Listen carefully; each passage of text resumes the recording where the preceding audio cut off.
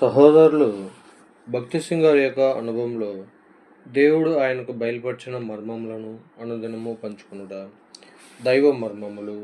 నిన్ను గొప్ప జనముగా చేసి నిన్ను ఆశీర్వదించి నీ నామమును గొప్ప చేయుదును, నీవు ఆశీర్వాదముగా నుందువు. ఆదికాండము 12వ అధ్యాయము 2వ వచనము. దేవుని పునరుద్ధానపు శక్తిని రుజువుపరచుటకు అబ్రహాము ముసలివాడై అతని భార్యకు కానుపు ఉడుగు వయస్సు వచ్చినంత వరకు సంతానము కొరకు కనిపెట్టున్నట్లు దేవుడు చేసెను. దేవుడు నూతన జీవమును వారిరువురి దేహములలో పోసిన పిమ్మటనే వారికి కుమారుడు కలిగెను. హారాలను విడిచిన తర్వాత 25 సంవత్సరములు వారెంత వేదన అనుభవించిరో మనము ఊహించగలము. అబ్రహాము నీతిమంతుడైనను ఆయనకు సంతానము అనుగ్రహింపబడలేదు. ఆదికాండము 12:2, 15:2. అతడు ఒక కుమారుని కొరకు చాలా కాలము కనిపెట్టి చివరకు తన గృహ నిర్వాహకునికి ఆస్తి అంతయు వ్రాసిచ్చుటకు సిద్ధపడెను.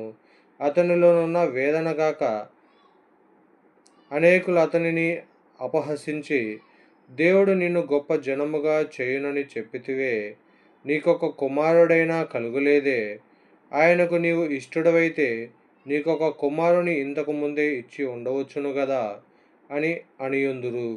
అయినప్పటికీ దేవుడు ఆయనకు పునరుద్ధానపు శక్తినిచ్చు వరకు అబ్రహాము మౌనంగా కనిపెట్టుచుండెను. రోమా 4వ అధ్యాయము 18-25 వచనములు. అయితే 24 సంవత్సరములు కనిపెట్టిన తర్వాతనే అట్టి విశ్వాసం అతనికి కలిగెను.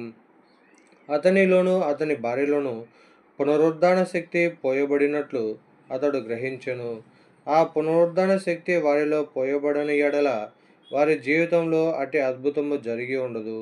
అతని జీవితంలో శత్రువులు చేసిన అపహాస్యములనియు అతని విశ్వాసమును బలపర్చెను.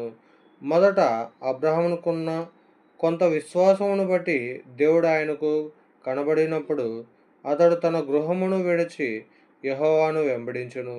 అయితే దేవునికి అంత మాత్రమున సంతృప్తి కలుగలేదు.